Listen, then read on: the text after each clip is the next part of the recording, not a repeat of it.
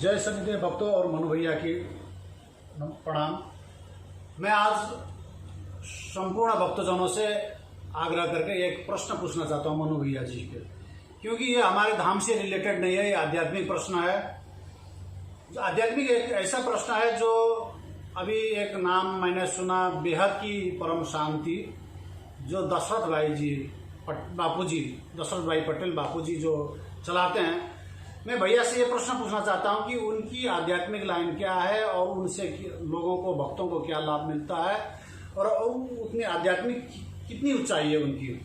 अगर आपकी ज्ञातव्य हो तो ये बताने की कृपा करें और उनसे लोगों को क्या लाभ मिलेगा बेहद की परम शांति से। जय श्री भक्तों। तो हमारे वकील साहब ने क्या क्वेश्चन पूछा है ये आपको पता ही चल गया है। धाम में आने वाले भी बहुत सारे लोग बोधराज भैया को वकील साहब पे कहने लगे हैं। एक मुफ्त में डिग्री प्रदान कर दी। एक दिन मैंने मजाक में क्या कहा, आपने ये बात की। खैर, मैंने भी कभी कभी देखा है उनको। बेहद की परम शांति, बेहद की परम शांति, जो ध्यान मुद्रा में चला जाता है वही सद यानी कि माया के इस पार से हट जाता है।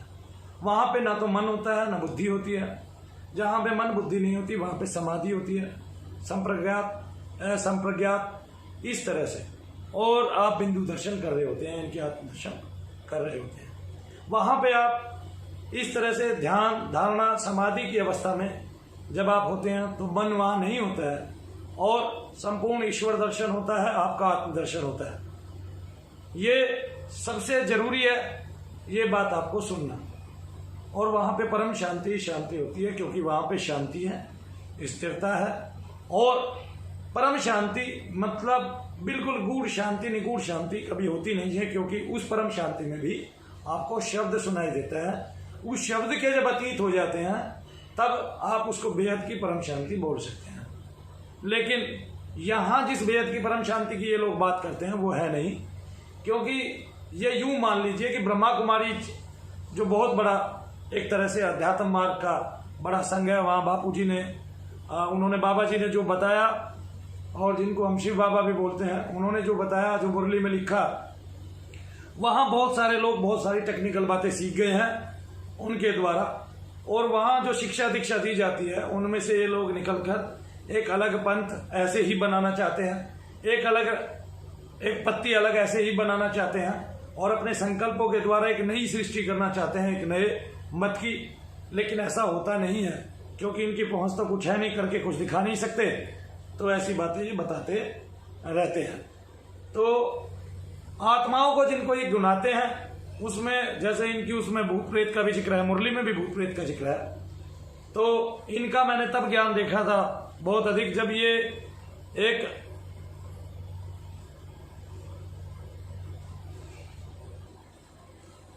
एक बाबा जी भूत के नाम से थे।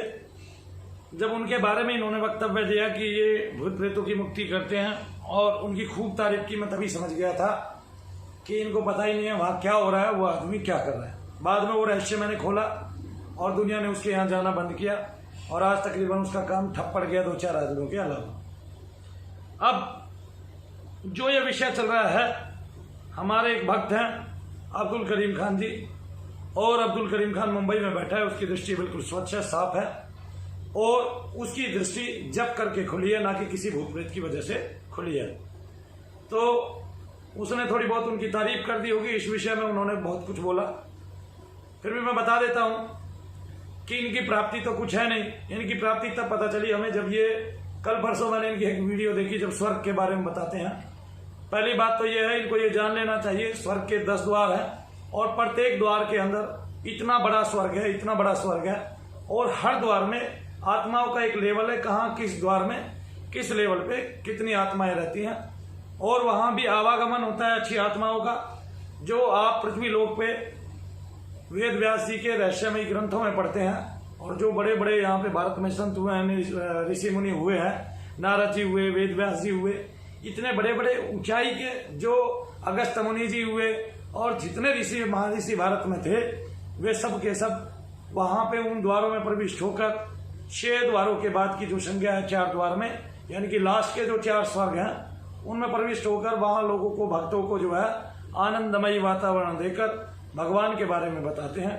उनका तो आवागमन सदा ब्रह्मलोक तक रहता है, लेकिन जो आत्माएं वहां रहती हैं वो भगवान का भजन भी करती हैं। उनमें बहुत सारी आत्माएं, और बहुत सारी आत्माएं तब वहां क्या खाते हैं क्या पीते हैं, इस विषय में जब इन्होंने प्रसादन बताए तो हमें पता चल गया कि इनकी ऊंचाई कहाँ तक है।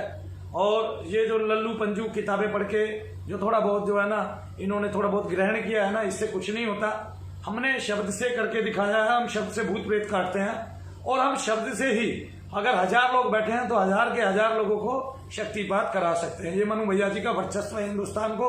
लेकिन चूंकि प्रेत को काटना बड़े बड़े ऋषि मुनि और संतों के भी काबिज में नहीं है, और उसको काटकर उसकी जो मलिनता है, काम क्रोध मतलब मोह है, उसका जो अग्नि स्वरूप है उसको निकालकर बाहर करना, और वायु और आकाश तत्व के सहारे उस आत्मा को केवल 2 ही तत्वों के सहारे छोड़ देना स्वच्छ करके, जिससे उसको कोई भी तांत्रिक मांत्रिक ना पकड़ सके और कोई भी जो है मौलवी मुल्ला आदि उसको ना पकड़ सके।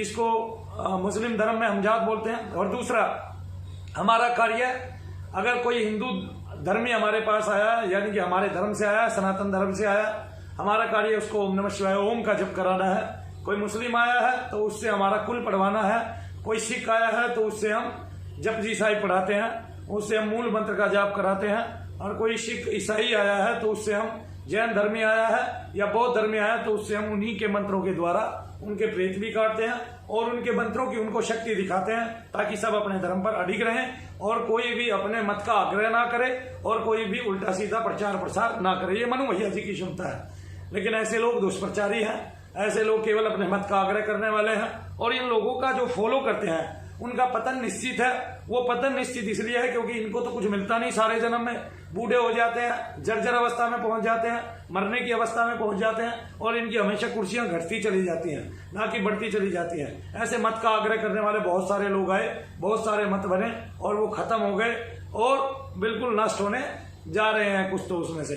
तो ये भी नष्ट होने वाला है, ये बढ़ने वाला नहीं है। कोई अगर ये सोचे कि ये बढ़ने वाला है, क्यों? क्योंकि ये चाहकर भी किसी आदमी को बहुत अच्छा अनुभव नहीं करा सकते, और जब तक अनुभव नहीं मिलता तो भगवान कृष्ण ने गीता में 3 योग बताए हैं, कर्म योग, ज्ञान योग, भक्ति योग। मनु भैया ने भक्ति की, भक्ति से ज्ञान प्राप्त किया और फिर वो कर्म योग करने जा रहे हैं या कर्म योग कर रहे हैं लंबे समय से, दीर्घ समय से, और उसमें हम लोगों को करके दिखा रहे हैं बकायदा कि मंत्र से आपको क्या फर्क पड़ रहा है, और उसको निकाल के दिखा रहे हैं। फिर भी अगर ये लोग, इनको ये पता है भूत प्रेत होते हैं, अगर किसी एक आदमी का भी प्रेत निकाल दें तो इनको मान जाए, इनका वर्चस्व मान जाए भूमि पर। फिर भी अगर 100 आदमियों को बुलाया जाए और उनको भी सामने कर लिया जाए तो हम उन 100 आदमियों को ही शक्तिपात करा के दिखा देंगे।